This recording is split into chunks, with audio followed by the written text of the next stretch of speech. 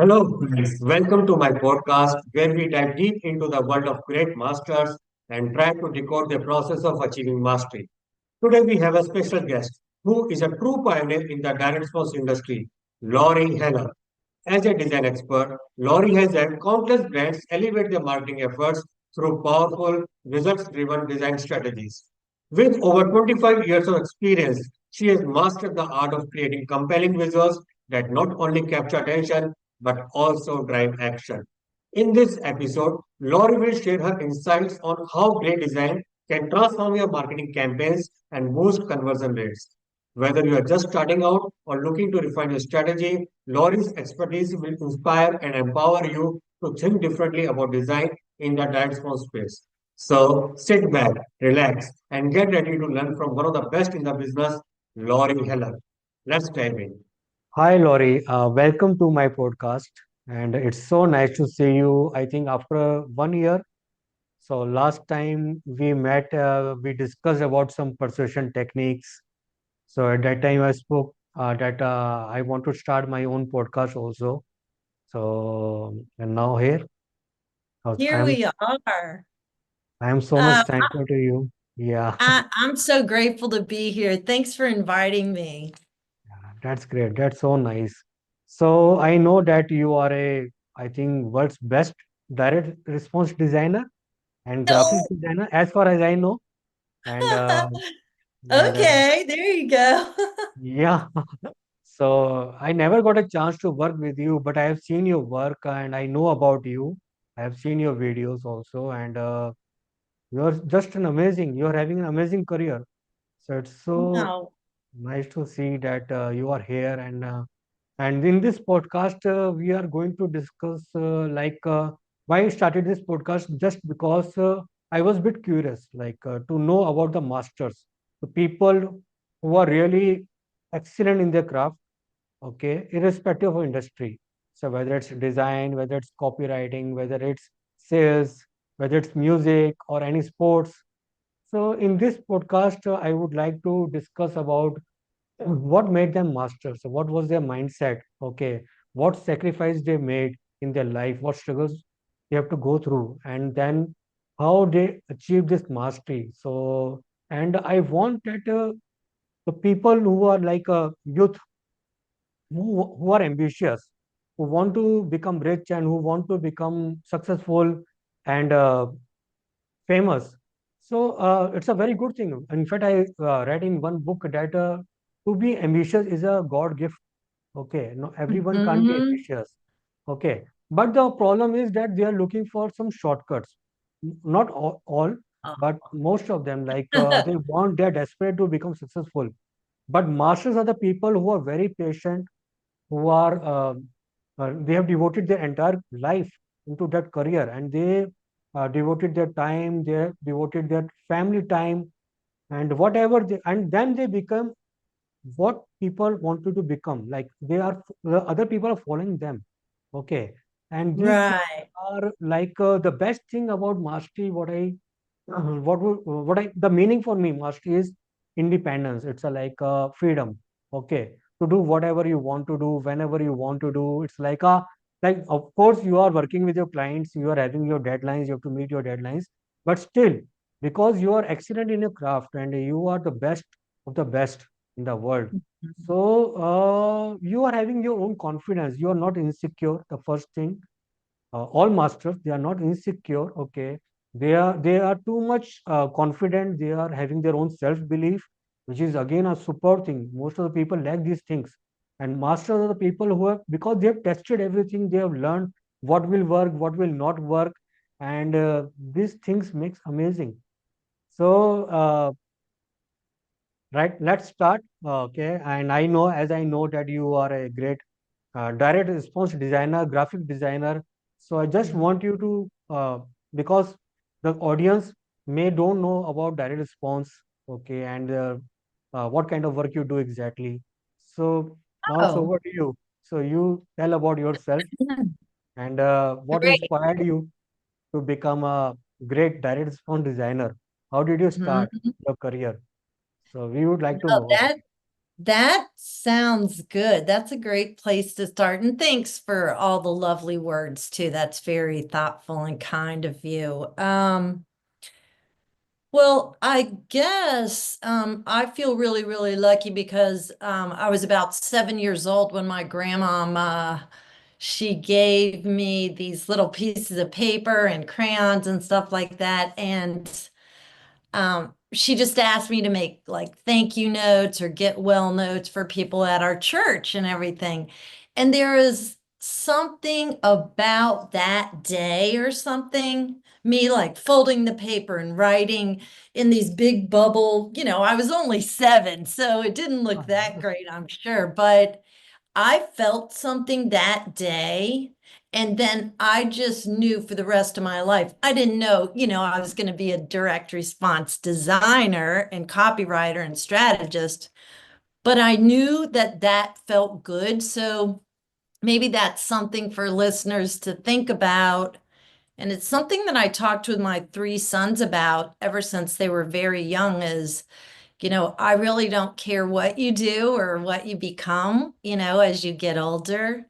But gosh, it's probably a really good thing to think about what makes you happy and want to wake up every day and Right. inspires you. You know that sparkle shine, that energy that happens. It just, what I do every day, it just fills me. It doesn't feel like work at all. And, Mm. I wanted to give my sons that gift and perhaps your listeners too.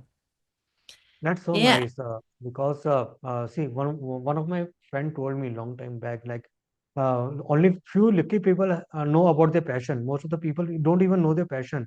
Even they are working the whole life, Yeah. they are not even aware of their passion. And you came to know about your passion in so much like in early life. And Yeah. so when did you come to know about this direct response?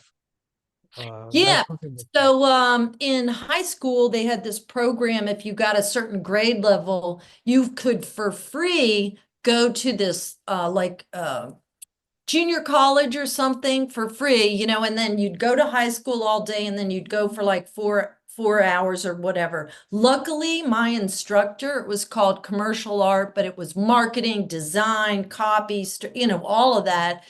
She studied at Pratt and then worked at Ogilvy, Judith Jean Doyle. I was lucky to get her. So she just exploded that seed that was already kind of rumbling around in there, looking for exactly which direction. But even back then, it was strategy, thinking, the words and design have to match. There wasn't that word yet of direct response design per se. It was like marketing, commercial art, advertising. And so luckily, I just took a leap, went to many, many years of college for typography, copy, design, filmmaking, video, strategy, analytics, statistics. I just got the whole ball of wax. And everything just kept coming together, but that longing, that feeling that I loved with every job. I took a lot of full-time jobs for a while at large agencies in Washington, D.C., learning from the best. And yeah, then I just decided I'm going to try to go out on my own and be my own business owner. And luckily it worked out. But I think it's that passion, like you said. I never feel like I work, and I just can't wait to get in my studio every day. That's so nice that how your career started. So who were your role models, or you can say influencers in your beginning of your career? Like who taught you something or you learned from them, either through books or meeting them or Yeah. Yeah, so I guess there's many things that seem to transpire. From that early high school, Mrs. Doyle, she okay, just really inspired me. I wanted to be her, when I grew up. I'm like, that's so nice. wow. But then it would be like Larry Rosengren at Windsor Domain. I sought him out, like he was the top creative director. There Okay. was Terry Coveney, a variety of people in DC. So I tried to hand pick these agencies. So I just was so inspired them by them. They gave me a chance. There's no reason these people should have given me a chance at such an early stage. Joe Schramm, that's where I got to work with all the Hyatt hotels in the area and help launch the Grand Hyatt Hotel. I, Superb. I was in my, you know, it was cutting my baby teeth, but people giving me a chance. And that's what happened though. That's when a big thing happened is for a very long while I was designing just to make gorgeous things and people were, impressed and oh Lori, that's so beautiful or whatever. And that was great, but it was at JF Schramm Associates, not necessarily right at the start, but when I started working on those Hyatts, when we launched the Grand Hyatt or with any of the other big hotels or clients, we in some companies I worked like with K Jewelers, Black Star and Frost, those things. When we had that weekly meeting and they're like, Lori, you know that ad you did for XYZ or that brochure we used at Fosse, oh my gosh, we got way, way loads of attendees. Or one year it was like, I think a 50% increase in attendees at the event. So, when you catch the bug, that I was Yeah, like, okay, I want to do this. What is this called? And that obviously is designing for a response. I didn't know it back then, but yes. lit the fire in my soul and I have never turned back. So that's kind of if anybody's listening that either is interested in direct response, maybe you can kind of check that out, but also just leaning on and trying to hang out with people that are inspirational and positive and stuff like that. And then obviously, I don't know again why, I was chosen by the universe or whatever, but then, being able to work with Gary Bensylvania for crying out loud, That was awesome. Like, yeah, he is considered like a god of copywriting. That's what I understand. Yeah. No, and In he fact, was, in his seminar, yeah, in his retirement seminar, I watched that video long time back. So he gave so much importance to design. Like that was the first time, like how much importance is designing. Though everyone was thinking that copywriting is most important thing, but he presented that it's the designing which brings people first. yeah, Like they take to catch their attention, to capture the attention, and then hold the attention is the most important thing in that on this. they're they're like this. They're the king and Yeah, queen. So copy is always king. It yeah, always will be. But by golly, the last 8 years, 10 years, design has snuck up. And now, like right after we get off of this call, what I'm getting ready to do is like pick from 30 or 40 photos for this sales page test panel I'm doing, online. okay, And so the thing is, even though copy is king and design is, like that, they must align with each other. They must, or else you're going to right. get a disconnect and then the person isn't going to trust. And without trust, they're not going to be able to pull out their wallet. So those photos or visuals or the video or the little icon or the logo or the color of the website or Yes, all those little things to drag them down a sales page online, they have to go with the copy. So exactly with Gary, what you said, and this isn't a secret. I'm sure he's talked about this, but you know, we working love to on know all your secrets, Lord. We love to know. This podcast is I about to know your can't secrets. help it. um he was so generous with me, but he would come to the table. We would be paired up to work, him on copy, me on design. But he would come to the table, with a cork design already pretty much in place. He would write the copy in there and have, little nuances where he wanted the photos or what the content would be. But by golly, I'll have to be honest, many, many times I was like, Yeah. what's left for me to do? Like why did they So invite you're so me? And, fortunate that you got a chance to I, work with a very fancy Venga. He's a master and in he his was craft. so Yeah, patient patient. many times. you know, I would just be like, okay, so he was giving, he gave to me. So Yes. me reading his copy out loud, that's one thing I will never let anybody I coach a lot of writers, I coach a lot of marketing people, designers, teams. I don't allow any just reading on your phone or reading, from your computer. You have to print it out, you have to get a pen, and you have to read it out loud with your voice because, you can Yes. catch boo-boos, you can catch redundancy, an area that sounds like too highfalutin, like Clayton would say, and like make the Right. person feel silly. But so me reading, Gary's copy for a million years, Clayton, David Deutsch, Paris Lampropoulos, Dick Sanders, Bob Bly, Kim Krause, Carlene, Marcel, all these people's copy all day, every day. Um, that's probably why a lot of companies hire me to get on top of something that's kind of winning or at least tested.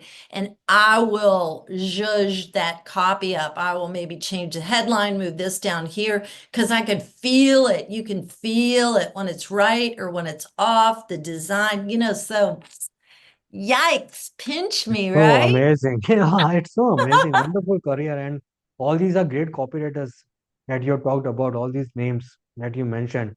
Okay. So, Ridiculous. yeah, so it's, I'm sure and I left out like 29 of the, oh, Jim Rutz, Bill Jamie, yeah.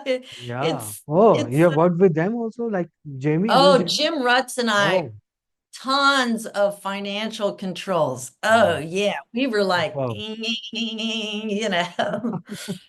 So all yeah, these were Jim. amazing copywriters, yeah. So Hmm. just for the audience who don't know about direct response, maybe because in US it's quite common, like people are aware of direct response, but in other countries that I want to say that direct response is one form of advertising where the objective is to bring response, either it can be sales or it can be like a subscription or enrollments, whatever. It's and Hmm. the other form of advertising is image advertising, where the objective is to build the brand.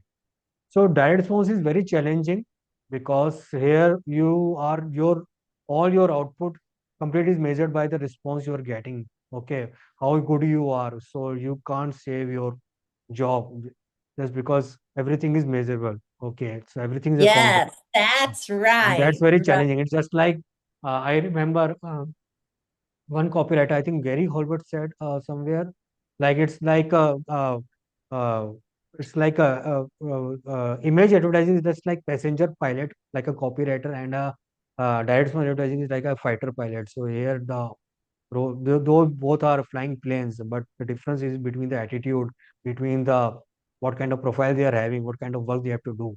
So it's like a very challenging for a pilot because the role is completely different.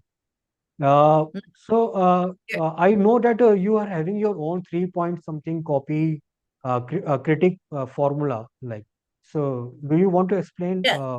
Yes, what it is? Yes, yes. I actually had to develop this at the time when I was working there with, Gary, Clayton, David Deutsch, Paris, all those people on those financial pieces. Dick Sanders and I had a lot of huge winners together. So what was happening is there were a lot of people in the design team, um, both inside the office and outside of the office. So I was directing, so many people. There were so many campaigns then. what I was finding, although these designers were good designers, you know how I said at the beginning I would make Yes. pretty design, but pretty doesn't always sell. Sometimes it does. Right. But so I noticed when I was reviewing their work before I handed it in, I was like, okay, this copy here on page 12, it talks about this free report.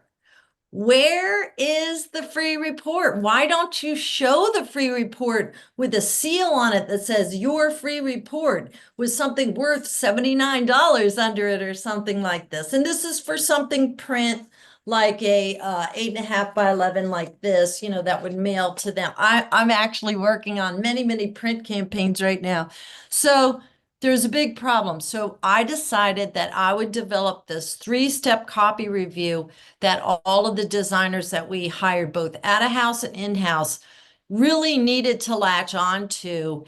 And so the first thing you do is you, like I said, you know, you print out the copy and then you get a pen and then you read it out loud. But what I normally do is I need to ask some questions first so I understand. You know, it's good to just read it, but you do want to have a little, you know, credentials here. What is going on here? So, like, who's going to be reading this? How are they going to be reading it? Is their posture, you know, down like this and it came to their home and it's 24 pages? Or is their posture like this, you know, on like a little teeny phone? And is it tiny little, you know, this wide, the width of your eye? Or is it huge on your screen? Is it a billboard? You know, I do all kinds of stuff. You know, is it radio? Is it my ear? I can only hear it. Is it a film, a video? So, like, is this product different? What's the difference in it? Is it more costly? You become a 4-year-old. I'm nothing but a 4-year-old, pretty much. I'm so curious. I ask a million questions relentlessly, and I just won't stop. You know, I'm like, why did they buy this? What did they buy before they bought this? And what will they buy after this doesn't work or if it doesn't appease whatever their appetite was? So you kind of want to ask some questions so you know, who are you talking to? What is the voice and tone? How much time will they spend? What time of day will they look at their phone or this thing that came in the mail? Where will they? All these things. So I become this person. I am a 69-year-old man with a horrible prostate problem, and I get up 5 times a night. So I'm tired in the morning, or, you know, I'm a woman that has a horrible elbow from tennis. So I can't even like do normal things, and, you know, or I have fine lines and wrinkles. Not me, of course, I don't, but no. So then you sit there and you read this out loud. So the minute you start getting bored and looking, you know, out the window or whatever, you know, I will write little notes on it with my pen. Like, I got so bored here, I started, you know, sketching. I couldn't understand this word. Boy, this is confusing because here you told me this.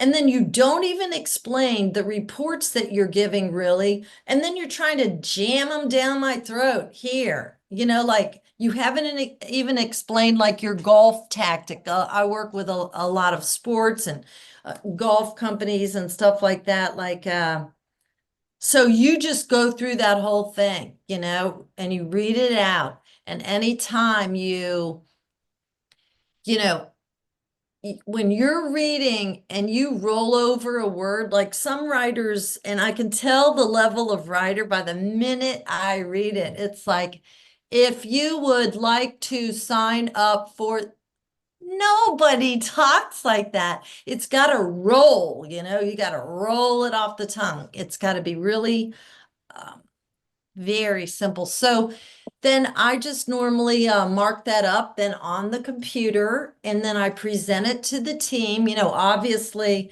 I'm very mindful of the copywriter, the marketing director, the company, the client, and everything. Obviously, I'm not going in like, well, you know, I'm like, hey, you guys, I did my 3-step copy review. I always tell them that I'm going to do that.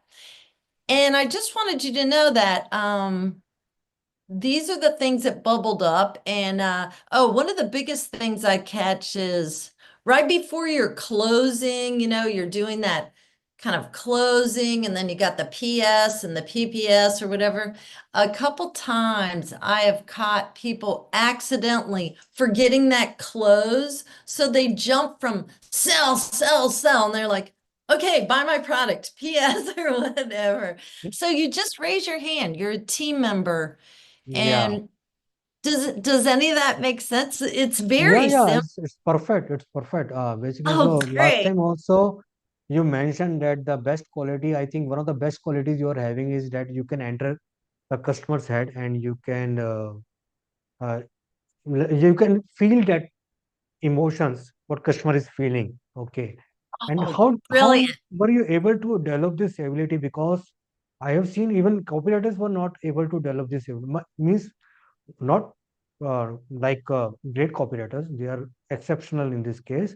But how were you able to learn this skill, develop this skill? Because it's really, if I say that it's one of the most important skill that entering into customer's head and feeling how he's feeling day and night. Yeah. For example, you said that health patients, or you can say that financial customers, what they are feeling day and night, and that you can easily do.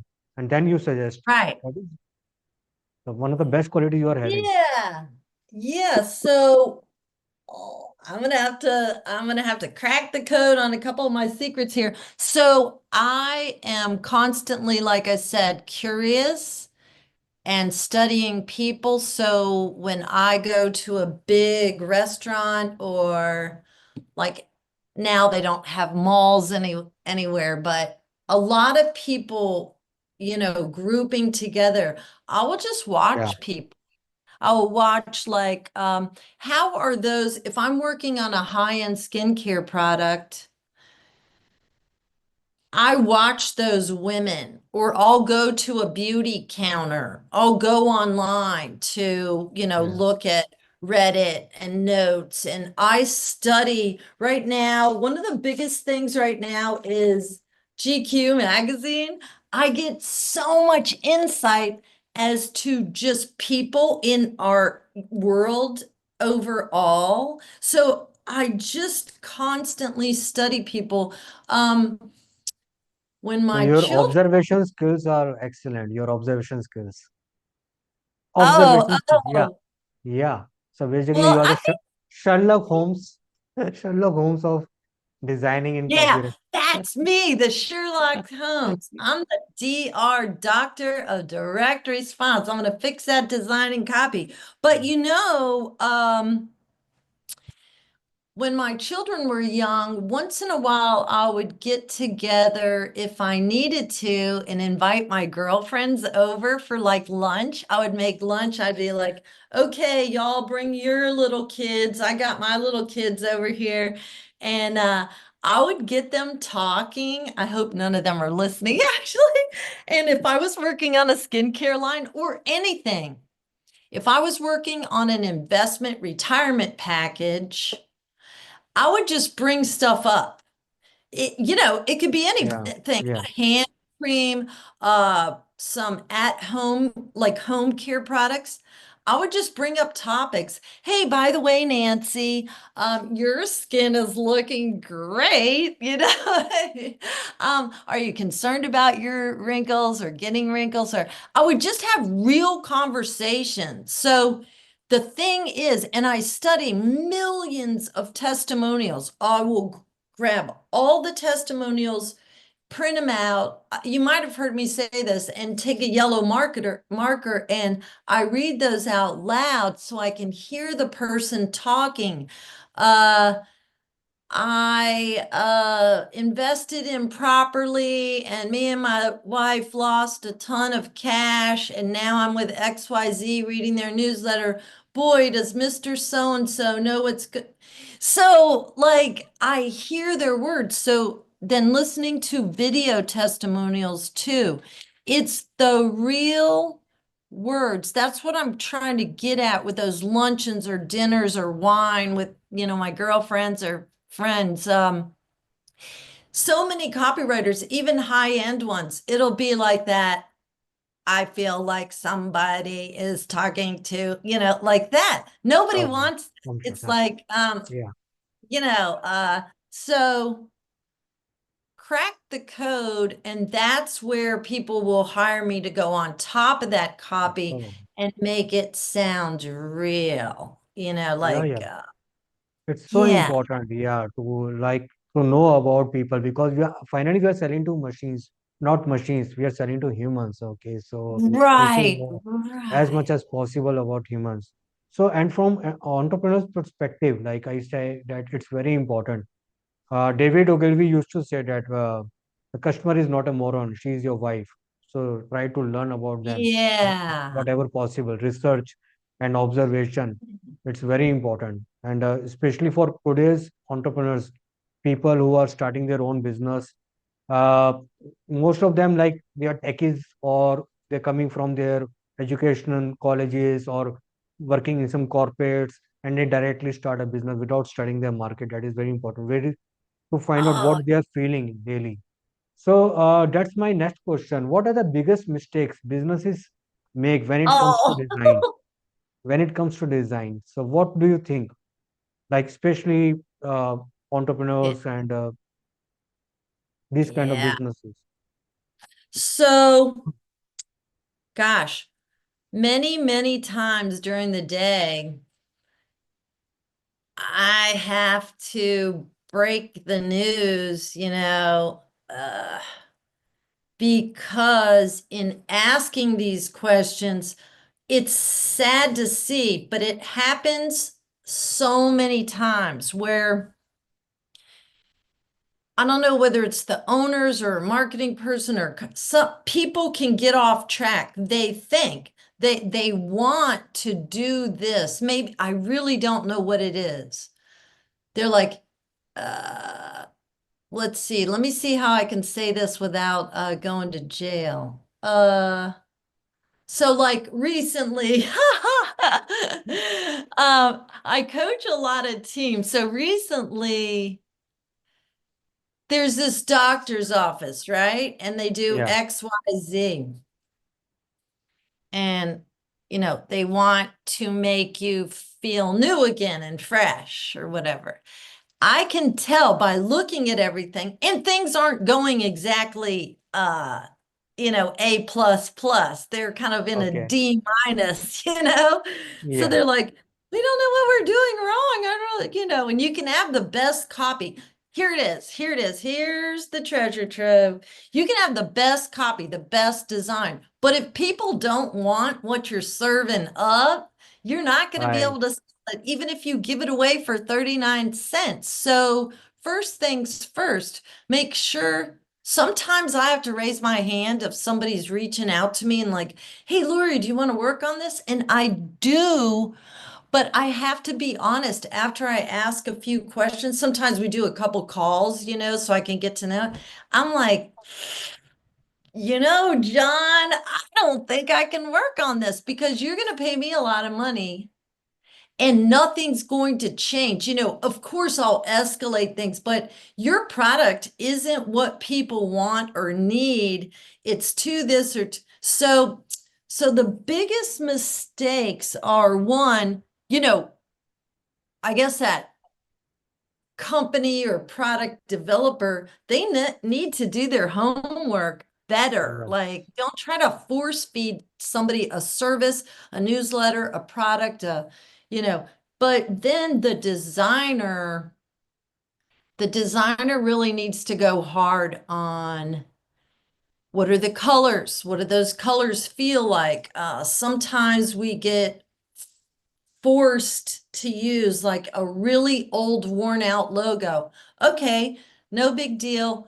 We're doing some online stuff. I just try to use it in a way that'll freshen it up with fresh copy and, but I think not concentrating on right here. So you see this width?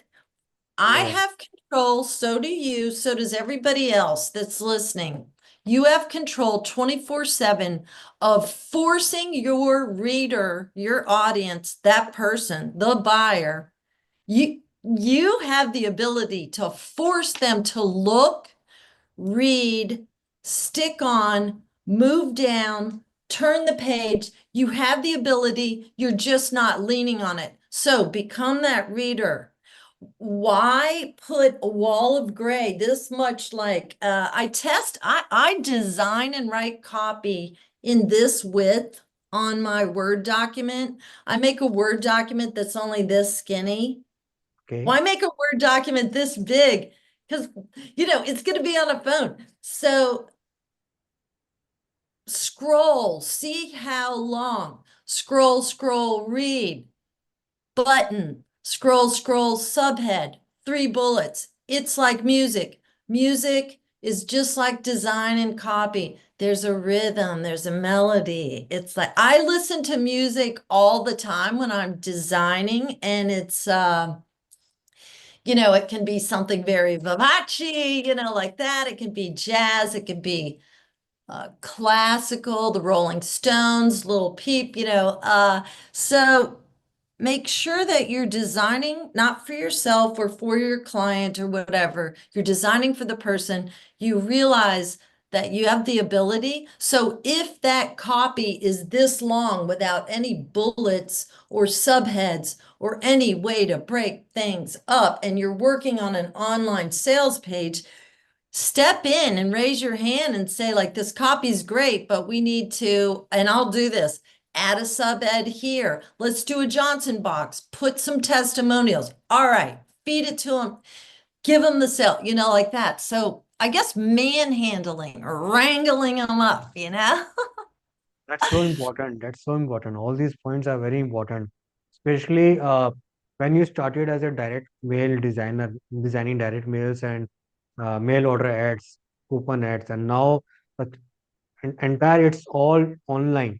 So it's like direct response industry is all online now. Sales pages, Yeah, landing pages. Okay, so everything is different now. So you have to think about the reader. Readability is very important. Catching attention is very important, and to keep that person there. Okay, till he gives the yeah. order. Okay, that's very important. The design is playing a very critical role. So what qualities you look for? Personality traits, if I say that when you hire a new designer, like a person who has just a beginner or a fresher from a college or a little bit experience. So I'm not talking about his technical skills. I'm talking about his what personality traits you look for generally. You have mentioned a few like observation skills and that you have developed so good. Like you're the Sherlock Holmes. Okay. So what? Okay. So how you are Yeah. able to judge like this is the right candidate for me. This is the right person. Right. Well, that is a great question. And I don't know, my answer might surprise you, but not only do I hire people, here for my company or whatever, but I do a Yeah, for lot clients. of hiring for large companies, globally, helping them pick and choose those key players, whether it's copywriter, marketing person, SEO, videographer, or designers. So, and unfortunately, I have to help unhire people too sometimes. But okay, so I will tell you many times, and trying to think, Bob Bly and I talk about this a lot. Again, another renowned copywriter. He and I Yeah. still work together all the time.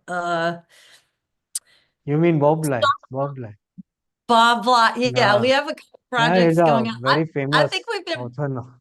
Yeah. we might have been working together now for at least 25 years. So in any Oh, case, superb.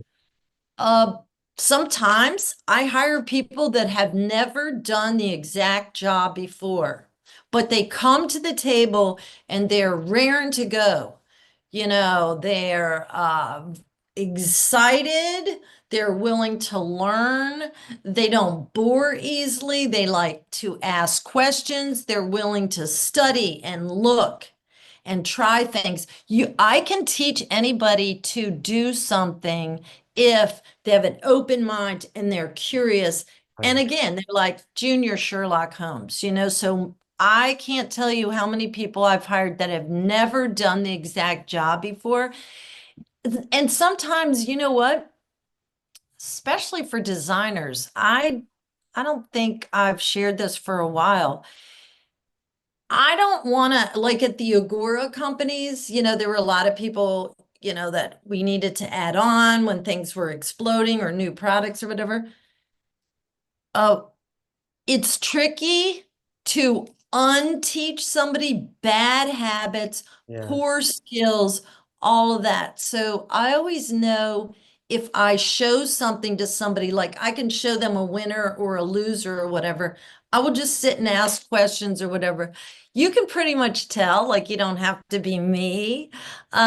The people that are go-getters, gonna try, not afraid to skin their knee 5 times. They're gonna keep on tap dancing through life. You know what I mean? They're inquisitive and curious. And does any of that make sense? Yeah, yeah, yeah. Perfect, perfect. So again, the next question is like how much you rely on your intuition compared to your technical skills when you take a project or when you're working on it, because Hmm. you're a master in your craft. So it automatically comes some intuition. So whether it will Yeah. work. It's funny you asked that because around midnight last night, I was still working on a few little edits. I mentioned it's direct mail season. Where your mind says that technically the rules book says you have to do like this, but your intuition says, your heart says you have to go by the other way. If Well, that happened last night. It was wording and some design. And obviously, I'm not going to diss the client or the copywriter or whatever, but I did do something different than they asked. And this morning I heard back from them and they were thrilled that I went with my gut and that I didn't change the copy like they said. I made a couple other suggestions and then I chose a different photo because the photo that was chosen was not aligning with the copy. It okay, was a gorgeous photo. I would rather have a less perfect photo and make it look real than it not, working together hand in hand, So I go with my gut a lot, but that is only because I'm 24/7 learner. Those people that, yeah, well, I have one good piece. I guess I can just sit on my laurels or whatever you want to call it. So I'm constantly like, I already have my list for this weekend.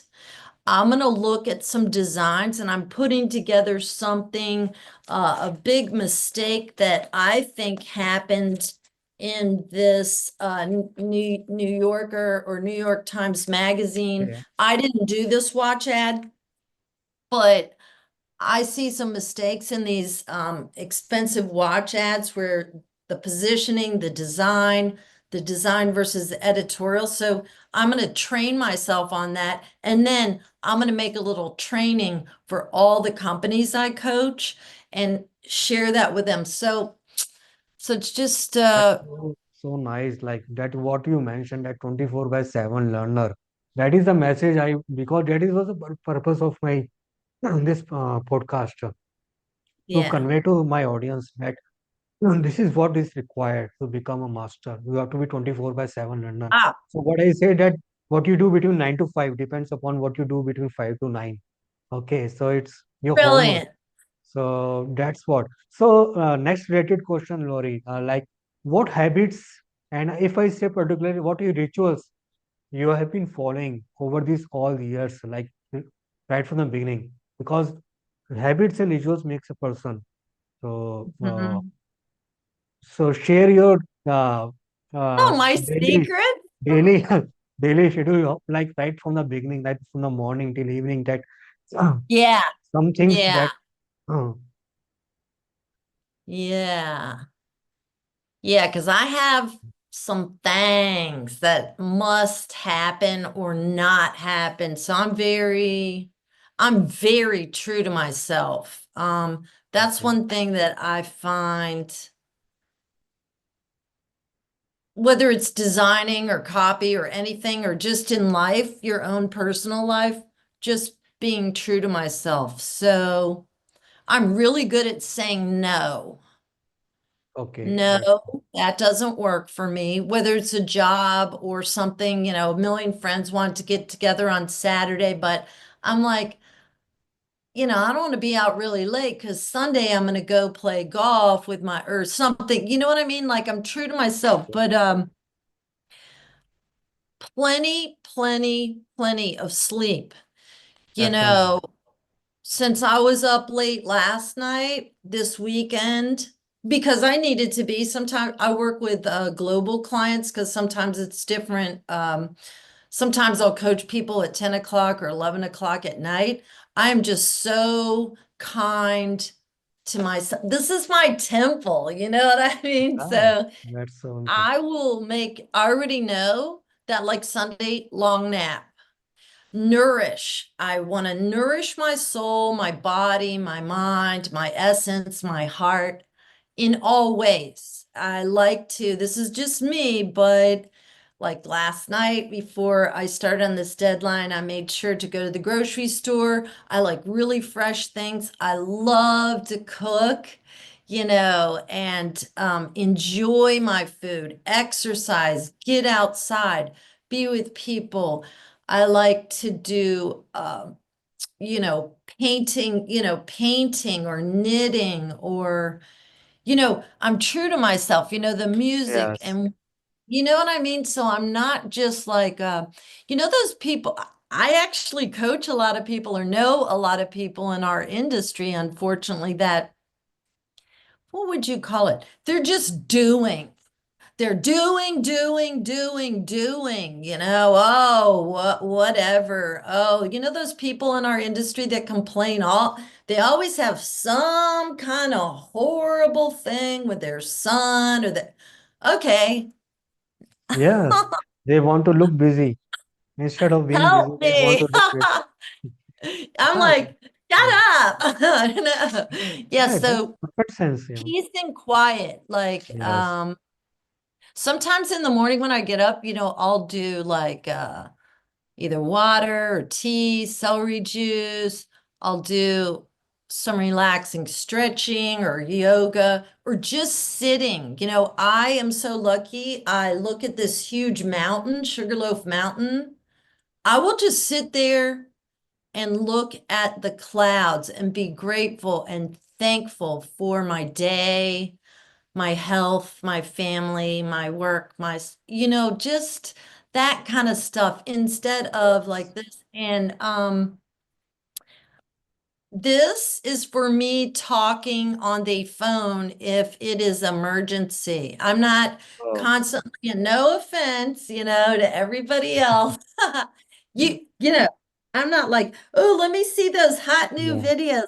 Each, No, I'm like, if I have to study like all my ads that are on Facebook or some tactic that's on TikTok, or obviously I will do my research. yes, But this is like one of yeah, those, along with people that yeah, just, suck the living life out of life. And right. so I'm always very kind and polite and thankful for people, but I led with the words, I know how to say no. So I don't let anything or anyone taint my essence, because I think that's probably my biggest secret jam is protecting my money shaker. And Yes, you can't if you're like, wah, wah, wah, and just me, or I don't know. Tell me what you Yeah, think about that. you can say that like if I give a word like you know how to self-distance yourself, like you have to, Yeah. uh, so you know how to say no Yeah. when it is required. Okay, so that is so important. Wow, that's good. So because you have worked with so many top copywriters, top marketers, what common traits have you found that they are like there's some of the common traits from the Yeah. mindset, psychologically, or habits? Because yeah, for you young people, they should know. Yeah. Pretty much all of them, that are at the top of their game, successful or whatever, they're smart or bright or something. I don't mean like, they know it all, they're intelligent. It's something about them that you said it earlier, kind of like that Sherlock Holmes, so they'll put two and two together. Yes. They'll notice the thing like, these watch ads. It's weird when they're put together with dark Mm, editorial and they'll notice things. They take the time. They're up on things. They study things, not just like they just sit there and write copy. Okay, next, next. You know, I see that they like to share. I like to share music with people. I call it SOTD, Song of the Day. So I can okay. tell when I send an SOTD Song of the Day over to this new copywriter, I'm trying to get to know them. And then you can feel like it feels like if they're giving and they realize the music aspect and the notes and the melody and it's just like copy and the voice, like that kind of stuff. And they study and learn, easy to work with. That comes from the heart, right? Yes. See, They're Um, passionate, they follow their heart. yeah, once in a while you'll find somebody that does really good and I don't know how to say it. They're all puffed up about themselves, Right. I'm doing this, I'm doing. Normally that only goes so far, because a lot of times you have to, roll up your sleeves, work really diligently, and it's with a team. So team player, kindness, gratefulness. But it's smart. It's the connecting the dots. These people have joint pain, therefore this, that, and the other. This person that wants to learn golf in the right swing, they hang out here. So they put those things together. Does that make sense? Yeah, yeah, they are puzzle solvers. Yeah, they are solving the puzzle. They are excellent in solving puzzle, like mystery. Oh, Right? oh, I like Yeah, that. yeah. Yeah, So yeah, like yeah, smarts. right. So because you're so good in understanding human psychology, like you're one of the best people I have met. Like uh, they understand so good human psychology. So Oh, just share some interesting facts about human psychology, human behavior. Like you were also like surprised to know about these things. Just share any few things like you that was surprising about yeah. human psychology. Well, I think people are more shy. Our audiences are more shy or introverted or things going on that we don't take, into account. Okay. Um, I think there's a lot of situations going on out there. And right now, over the last couple years, but in the last 6 months, I've seen a huge shift in all people. Life is hard out there. Life is hard for every Mhm. single person. And I don't mean just trying to feed yourself or have a safe roof. I mean just all that noise and stuff. So I think being mindful about the world and its relationship to people, they can't help it, but this talking head over here is, this is going to blow up. These people are killing each other. These people hate each other. There are people dying, torture, Mhm. horrible stuff. Food is bad. Doctors are bad. You know, you hear all of this. This person stole all this money from all these old people in this telephone scam. You know, so everybody, I think, I don't know what you would call it. It's just this whir. So you have to know that they can't shut it off. So you got to crack through that, really get to the point and speak their language so they can hear you. If you don't say what they're saying to themselves, like, say, I want to lose weight. I'm really unhappy. The last 2 years, the world has just stressed me out. I'm eating crap all day. I don't know. I don't exercise. I have so many kids. I have 2 jobs. I'm barely able, blah, blah. These stories.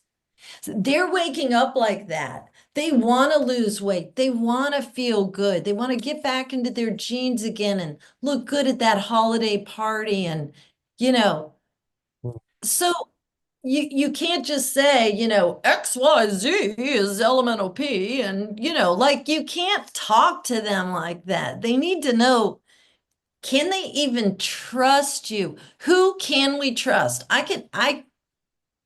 You can't trust banks, you can't trust, this is all the things they're hearing. Bad, bad, bad, bad. So first of all, you got to jump up over that and build trust. That's with your copy, real copy, truthful things, and then show your product so they, like, it's it takes a long time. So like if you're a new copywriter and you think you're just going to whip something out, or whatever, I don't know. It's Yeah. does any of that make sense, or what do you Yeah, yeah, think about? yeah, yeah.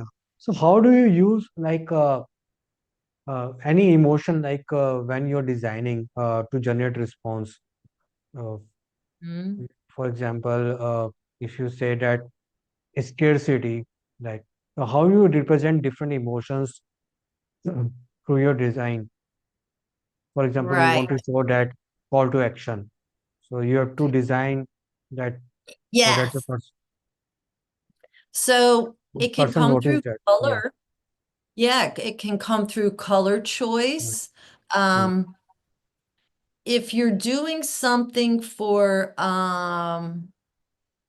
like pain, migraines, tiredness, and all that, mm. you don't want to use a lot of red. A long Okay. time ago, you would use direct mail red. You do on that bottom button, for example, maybe to Yes. really, or you use green on that bottom button.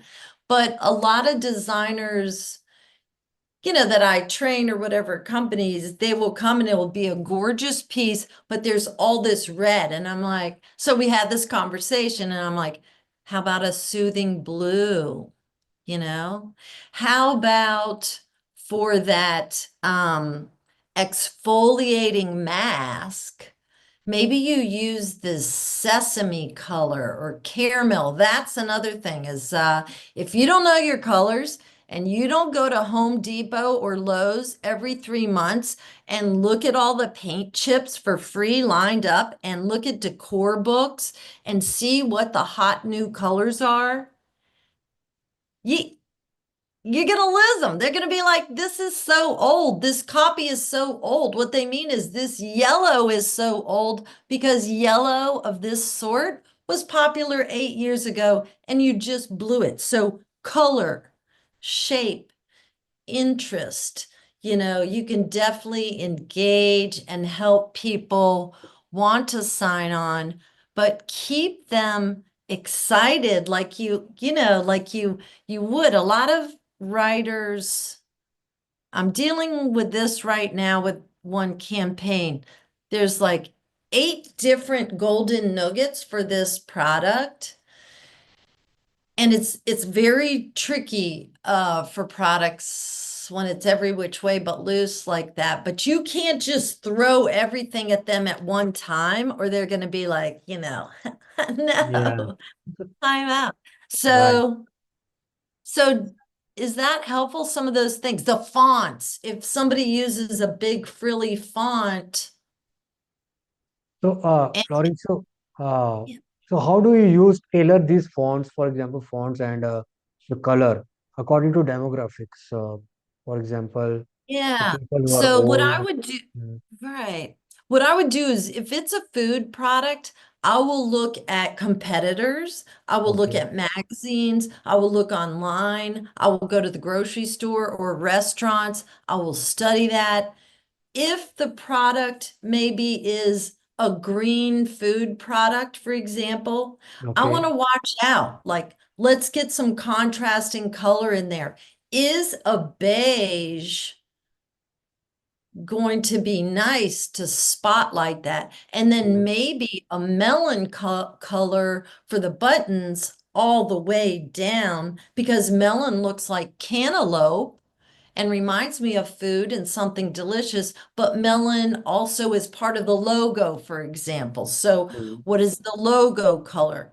What are the colors? I read like the New York Times, the New Yorker. I read magazines and newspapers, Barron's, anything I could get my hands on to just see what are these people having and inviting in their life, saying yes to, mm, what will feel familiar to them, not like you know, something totally that will crash through and break the spell. I'm trying to make cast a spell on them, so they're under my command, and I have to force them onto the page, either the piece of paper or online, the video, whatever it is, and then duct tape them down so they can't get away. So they're just like, oh, give me more copy, give me more, let me see it. And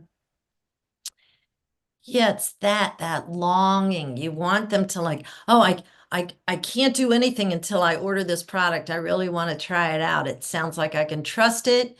It's exactly what I've been looking for. And the price point is a little higher, but I can see in these benefits and bullets that, oh my goodness, there's so many juicy things about this mixer that I'm going to choose from, that this is the one I'm going to get because it slices and dices, not like nothing else, so it's like memorable. Yeah, those feelings, the memories, you have like all those, it's your eyes, your hearing, your sight, the feeling, it's in here, so that's why that whole thing is, some people are like, they just want to bang stuff out, you know? And no, right. I've been at midnight before. I think it was Kim Schwam, and it was for a face product. Yeah, some kind of oil. And it was, a Slim Jim, a lot of pages. And the woman on the front just wasn't right yet, even though the client already approved it. So I emailed Kim and I'm like, I'm not doing it. I am not loading that up. I am going to sit here and look for the cover shot of the woman, because if I'm 60 years old and I'm looking at this cover and it comes in the mail and it's for this face cream, I don't want to be looking at a 20 or 30-year-old woman. Big Right. deal. Face is smooth. So we both agreed. And finally, we found a shot. It was pretty late in the night, and I retouched it a little, We sent it over so the client would have it in the morning, and they agreed, and it did really well in the mail. Obviously, Kim did amazing copy as usual, but it's going hard like that. It's not giving up. It's not giving up, even though it's whatever time it is. You know, it's important. And so many people will just try to skippity doo dah day through stuff. And no, I'll arm Yeah, wrestle yeah. you the That's what ground. what you have shared. It's all takes to from a good designer to become a great designer. Okay, most people, most designers, most entrepreneurs ignore these things. What you are sharing in this podcast, like they're so important. Like if a 60-year-old person is looking an ad and you are designing in a way like a 20-year person, so it will not work. So they No. will buy only when it directly relates to them. That is Yeah. so important. So, Laurie, you have worked in direct mail, you have worked in mail order advertisements, print ads, then VSLs. We have seen VSLs, and Oh, okay, yeah. yeah. So, what is the next big thing in direct response? What do you think that what is the future of direct response? Yeah. Well, I think it's interesting to try different things. And I'm wondering if people see like way too much, maybe something smaller, maybe just smaller. I'm trying like postcards or a little thing. So it's not, okay, here we go again, another, I don't know, but maybe you invest then in a really nice video film, a film, and there's a way to just access it when you go to the site, or maybe the website just really can tell that story. More mindful connection, maybe something small. I have seen, this is something I'm thinking about, but I don't think I've mentioned it out loud. I have seen some calls where the calls are shorter when people want to learn something and there's no video.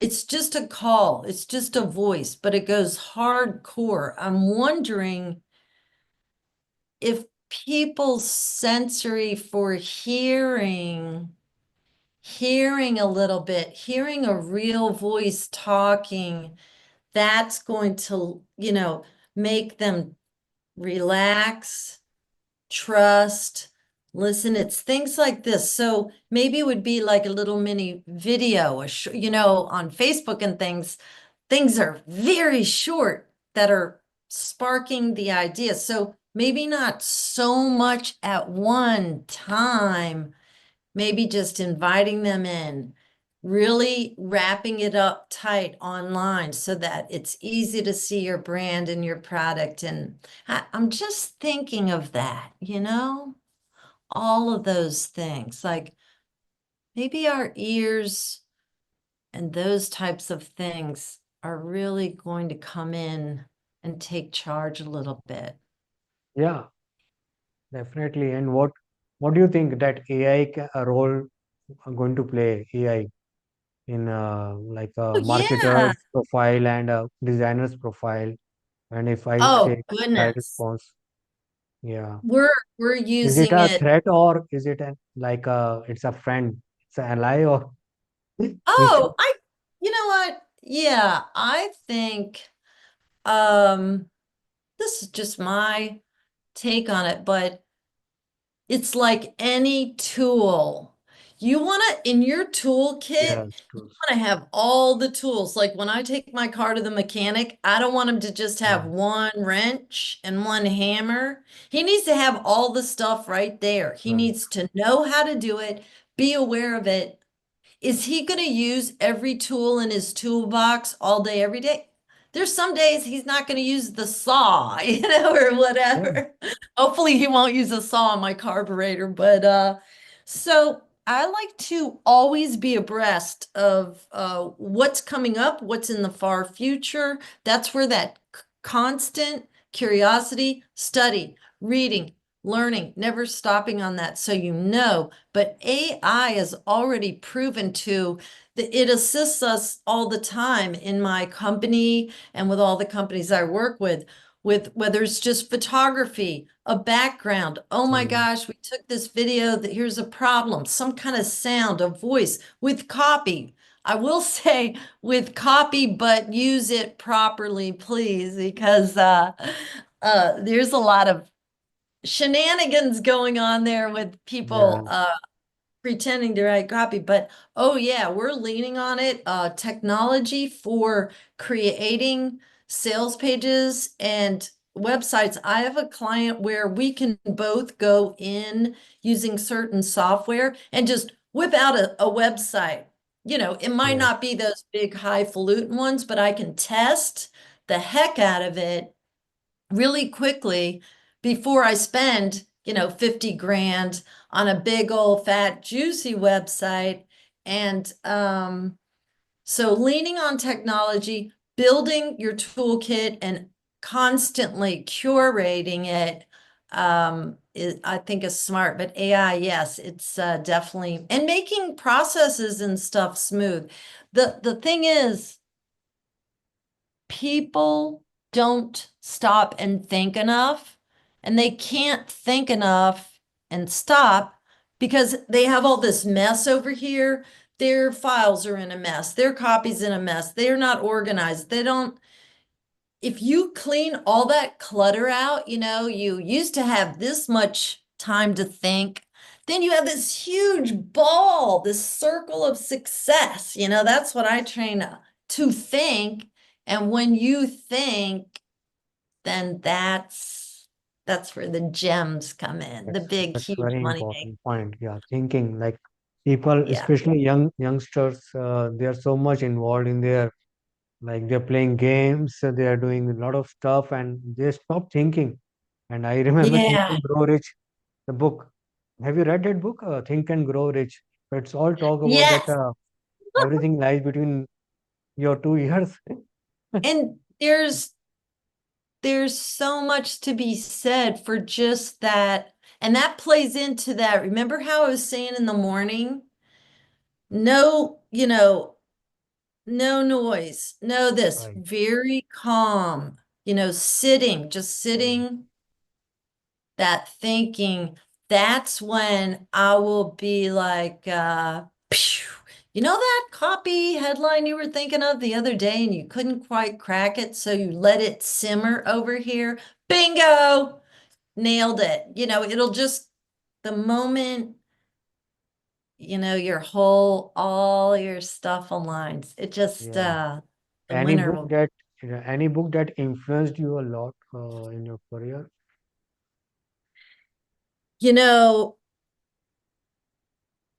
Or Edward. you can talk about your like designing book that people should Yeah, I read. was gonna say Edward Tufte. He Okay. has like 5 or 6 books, and I was lucky enough to get a ticket in New York like 3 years ago to spend a whole day with him in a big auditorium in New York City. So it's Edward Tufte, and they're books on thinking and visualness, and even one on charts and graphs and sharing that data. The Book of Trees, anything by Tufte. Obviously, I've read all the greats, for copywriting. Um, Robert Scrobb on who cares how good you are at bringing masses of people in if you can't hold them down tight and have them order and resubscribe on a subscription model and, soar with profits, it doesn't matter. So, Brian Kurtz, uh, I tell you, every single day I wake up and I think of Brian, over deliver, his book Over Deliver.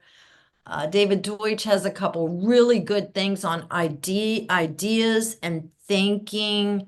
Uh, Anything by Bob Bly or Dan Kennedy. I just read all the time, when I That's mean, so A little tip right now, it's not related to copy or design, but I think it's going to change my life. It already has started. It's the book, excuse me, one word, Cozy. It's Isabel. I can't think of her last name. She's an actor, maybe model, New York City. Maybe she has three other books. Cozy.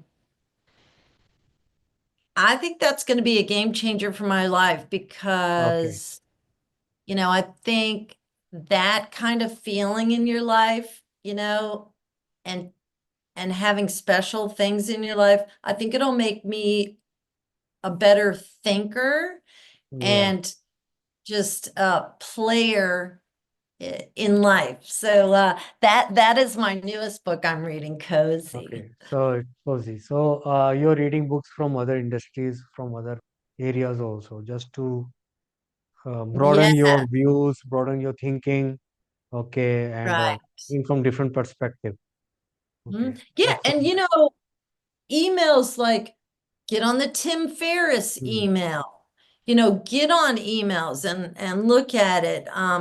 Jason Pfeiffer, I think he's the lead editor of Entrepreneur Magazine. Like I like to look at his shares. He has a Oh free yeah, news. he shares like a cover page and sometimes packaging, how just Oh, changing the design of package. I have seen his post a lot, like on yeah. So Instagram. you see, I'm not just studying design and color. I'm going to Home Depot and looking at a decorating book to see what are the hot colors. You know what I mean? Like I burst out, and I think if anybody's, takes the time to like listen to us hanging out together, I don't I don't think they're going to be able to stop themselves when they go to any kind of a store or any kind of a website now, perhaps, and they're asking themselves those pertinent questions like, what's dynamic about this page? What do I see first? What do I see second? What do I not see at all? What could I have done? You can train yourself, even though if you're just writing copy or just doing this or you're doing this one thing. I need to come to the table. I mean, there's no laziness anymore, You can't just be the copywriter or just be the designer or the marketer or the CEO or whatever. You really have to wear a lot of hats. A lot of hats. So, crescendo on your toolkit and just be dynamic and innovative and just be an easy person also just to kind of think and collaborate with, I think. Any persuasion techniques that you would like to share, that any of your favorite persuasion techniques that you generally apply in your designing? Oh, for positioning things or Yes, what? for I want to, positioning. Yeah, positioning. yeah. There is one thing, I don't know if this applies, but whether it's a sales page, online, whether it's a magazine or an issue log or a direct mail Mm. campaign, whether it's a postcard, it does not matter. It could be a Facebook ad, a little video. If you always keep in mind heavy on the top, you know, uh, that really gives you an edge right out of the gate because most people don't remember that or know that or study that. But heavy on the top is what I use. And it can be a bar, a huge headline. But what you want in America, we read top to bottom, left to right. You want them to go right up there to that key, sweet potato spot. Read your core idea, what's going here, heavy on the top, and then just nail them so they can't stop. And it'll work for anything. We do it. I've done a back cover before for finance that did really, really well. Actually, I don't think anybody's beat it yet. But in any case, I did the design for this size 26 times. Oh, 26 times again and again and again, like rewriting the copy, putting it up here on the folded piece, it folded in half.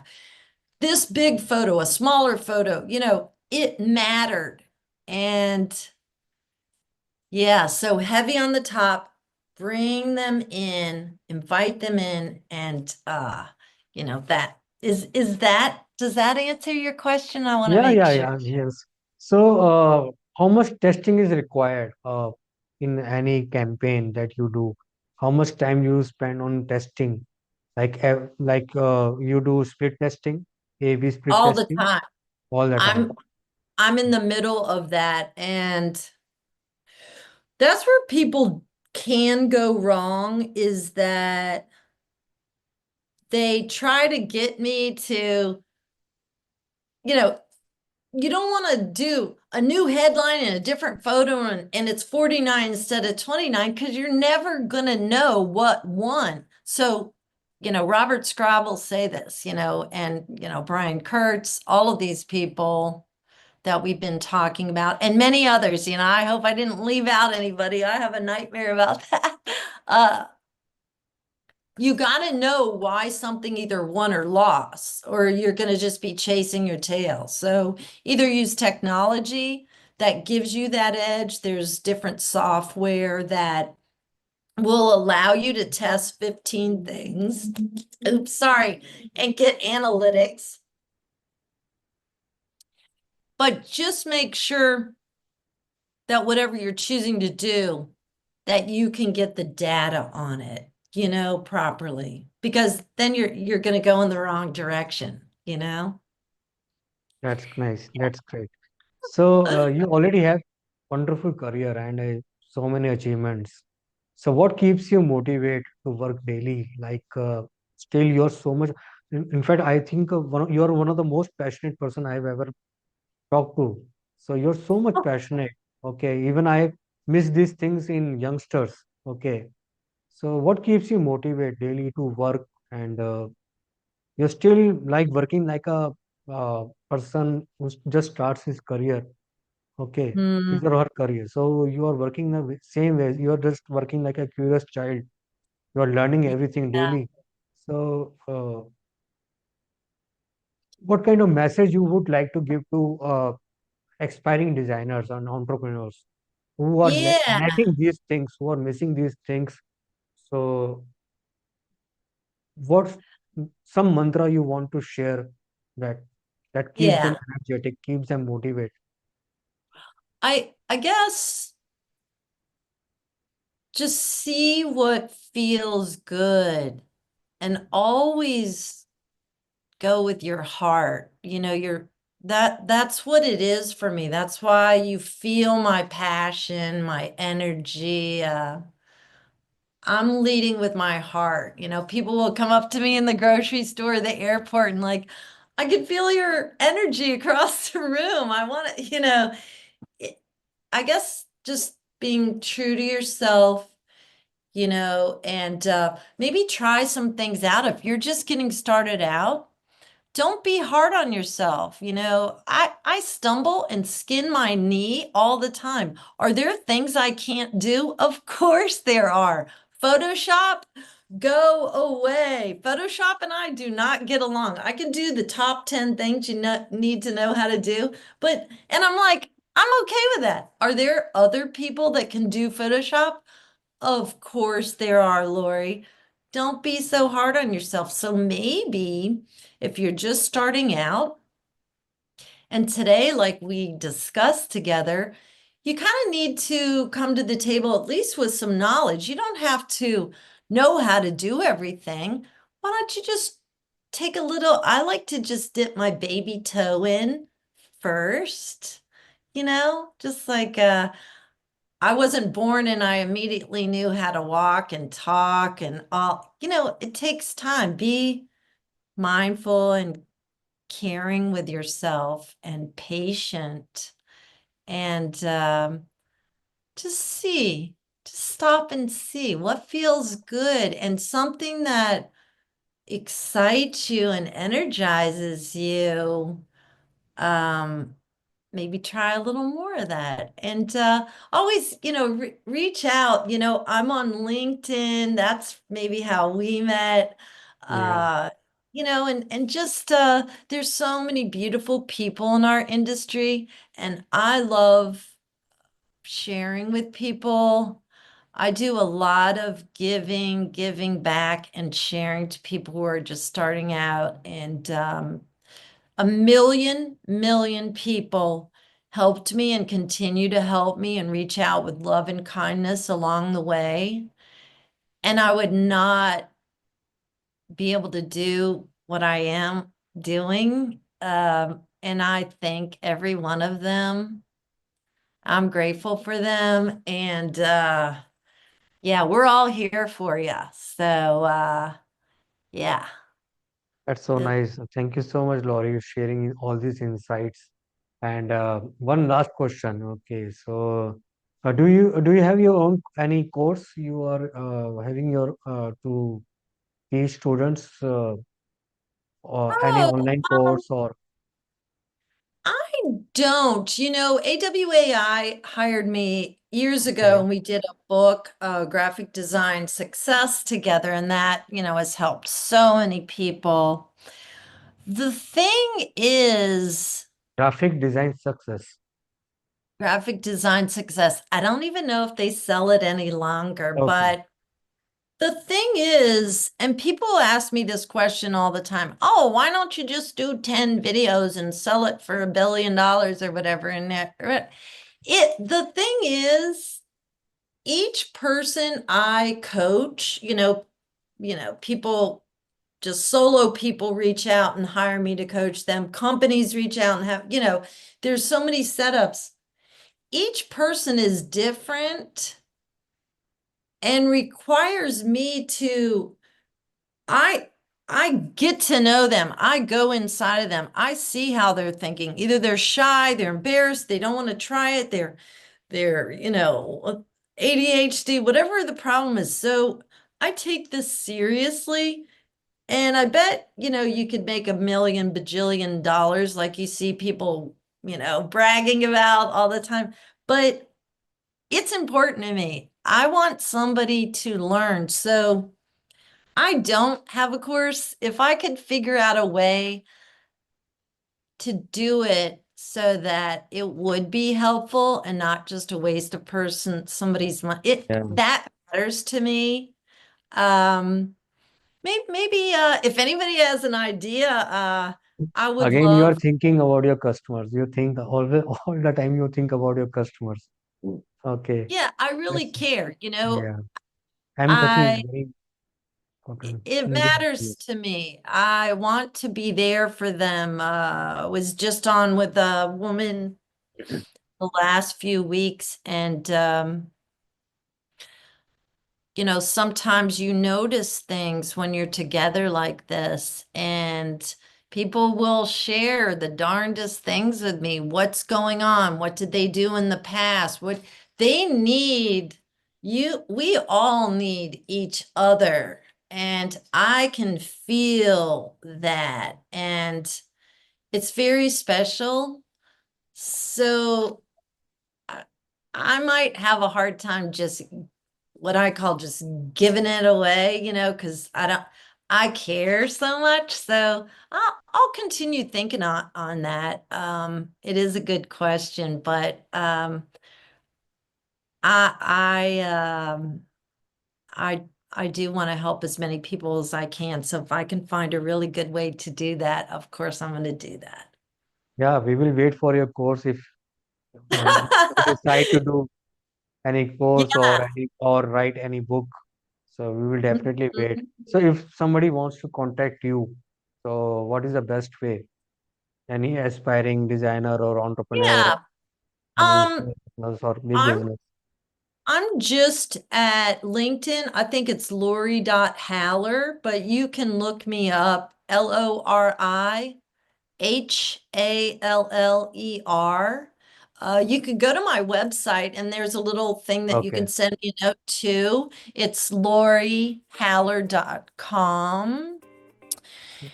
And yeah, reach out like that. And then, I'd love to meet you, get to know you, try to answer questions. And yeah, maybe I will come up with some kind of an idea so that I can help more people find their way in life and really enjoy, just waking up every day and being excited about what they do. Yeah. Thank you so much, Lori. I'm so grateful. You shared Oh so many gosh, things. Your I am secrets, just so tickled that chocolate. you invited me. Yeah. I couldn't wait for today, and it's just so nice to see you and just Yeah. go back and forth. So Same thank here. you so much. Yeah. Thank you so much, Lori. So thank you. Keep in touch. Wow, that was Laurie Heller. So energetic, full of passion, full of enthusiasm. She truly enjoys her work. Laurie is not just a master in directional design, she is a master in understanding human psychology. That's why I called her Sherlock Holmes of directional design. I will share her website in the description section. If you're an entrepreneur, designer, or marketer, you must read or watch her insights shared on various platforms. If you enjoyed today's episode, don't forget to subscribe, leave a review, and share it with someone who wants to excel in design profession. I will keep bringing masters from various industries, professions, subjects on my podcast and will try to find out why they are different from others. Is it destiny or something else? Until then, stay curious, stay focused, and keep moving forward.